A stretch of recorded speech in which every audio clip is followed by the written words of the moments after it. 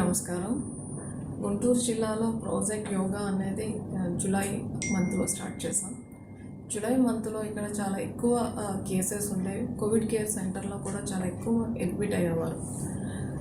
Admit అయిన covid case positive అయ్యి admit అయిన వాళ్ళ మానసిక స్థితి కూడా చాలా ఆందోళనకరంగా ఉండేది.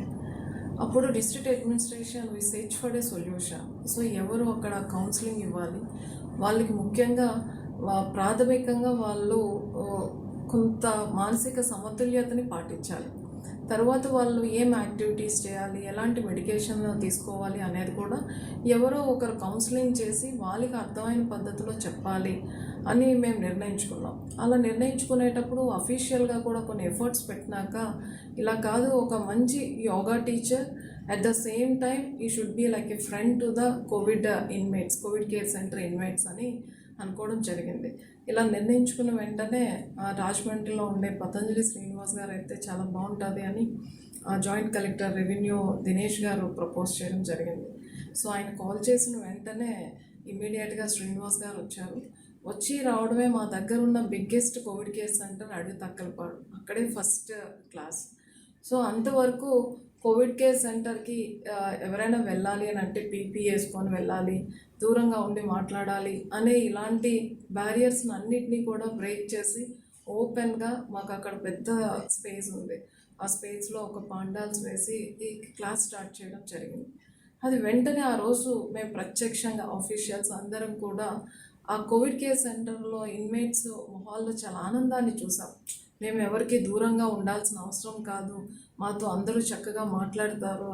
అది చూసిన వెంటనే ఇలాంటిది ఇమ్మీడియట్గా స్టార్ట్ చేయాలి అని అన్ని కోవిడ్ కేర్ సెంటర్స్లో కూడా యోగా క్లాసెస్ స్టార్ట్ చేయడం జరిగింది.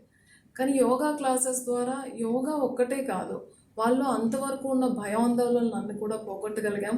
తర్వాత మేము సమాజానికి దూరంగా బ్రతుకుతున్నాము, మేము ఏదో కొంచెం ఈ 15 రోజులు ఐసోలేషన్లో ఉండేటట్టు, మా దగ్గరికి ఎవరు రారు, మమ్మల్ని ఎవరు కాంటాక్ట్ చేయరు, అలాంటి ఫియర్ ఏది లేకుండా చేసాం.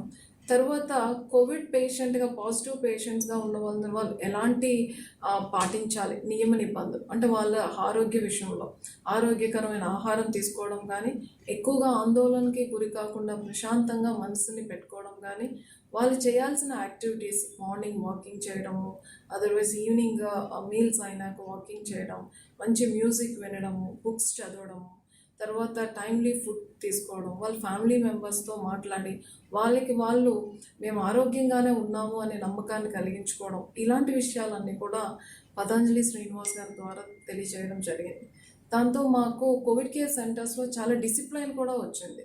సో వాళ్ళంతటి వాళ్ళు సెల్ఫ్ డిసిప్లైన్తో పాటుగా సోషల్ డిసిప్లైన్ కూడా, వాళ్ళు చెత్త పారేసే విధానంలో కానీ, వాళ్ళ ప్రిమైసెస్ వాళ్ళ పరిసరాలు చాలా నీట్గా పెట్టుకోవడం కానీ, తర్వాత ఒక డిసిప్లైన్గా వాకింగ్ చేసుకోవడం, డిసిప్లైన్గా మాట్లాడుకోవడం, యోగా క్లాసెస్ అటెండ్ అవ్వడం, అది కూడా మేము చేయగలిగాం.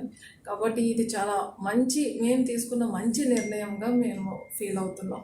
సో పతంజలి శ్రీనివాస్ గారి ద్వారా కానీ, ఆయన శిష్యుల ద్వారా కానీ యోగా క్లాసెస్ అంటే ఇది ఓన్లీ యోగా కాదు, ఒక గైడ్, అక్కడ ఉన్న వాళ్ళకి ఒక గైడ్ అన్ని విషయాల్లో కూడా, వాళ్ళ హెల్త్ విషయంలోని, అట్లానే డిసిప్లైన్ విషయంలో కానీ, మెడికేషన్ విషయంలో కానీ ఒక గైడ్గా ఉంటుంది. కాబట్టి అందరూ చేస్తే బాగుంటుంది అని భావిస్తుంది. తర్వాత మేము ఎంగేజ్ చేసిన, అదర్వైజ్ మేము రిక్వెస్ట్ చేసిన పతంజలి శ్రీనివాస్ గారు ఆయన చేసే యాక్టివిటీస్లో చాలా వరకు సర్వీస్ మోటోనే కనిపించింది. సో పాజిటివ్ పేషెంట్స్ అది కూడా ముందు రోజుల్లో, ఇప్పుడైతే కరోనా గురించి అందరికీ అవగాహన వచ్చింది కాబట్టి దాన్ని ఎలా ట్రీట్ చేయాలి అని తెలుసు. కరోనా పేషెంట్స్ని చూసినా, కరోనా గురించి విన్నా, కరోనా పేషెంట్స్ ఉన్న ప్రదేశానికి వెళ్ళాలి అన్న భయపడే రోజుల్లో కూడా ఆయన చాలా ఓపెన్గా చెప్పడం, మాస్క్ లేకుండా వాళ్ళతోనే చెప్పడం, వాళ్ళు యోగా పోస్చర్స్ సరిగా చేయలేనప్పుడు వాళ్ళ దగ్గరికి వెళ్ళి మీరు ఈ పోస్చర్స్ ఇలా చేయాలి అని చెప్పడంతో వాళ్ళకి చాలా మానసిక ధైర్యం కలిగింది. సో మా దగ్గరికి వచ్చి చెప్తున్నారు అని. సో ఆయన ఒక రకంగా చెప్పాలి అంటే కరోనా పాజిటివ్ పేషెంట్స్ అందరూ అతన్ని ప్రత్యేకమైన శిష్యులుగా తీసుకున్నారు. మామూలు యోగా క్లాసెస్ ఎలా అయితే చెప్తారో కరోనా పేషెంట్స్ కూడా అలానే చేయడం జరిగింది. దీనివలన పేషెంట్స్కి చాలా మానసిక ధైర్యం వచ్చింది. వాళ్ళ ఫ్యామిలీ మెంబర్స్ కూడా ఫోన్లోనే మాట్లాడుతున్నారు, ఎవరు దగ్గరికి రావటం లేదు.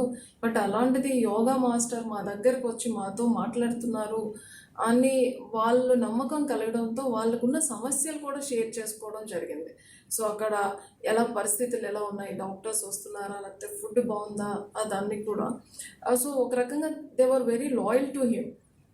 ఒక పేషెంట్స్ని అంత దగ్గరగా తీసుకొని తన వల్ల చేయడం అనేది చాలా ప్రత్యేకంగా అభినందించవలసిన విషయం.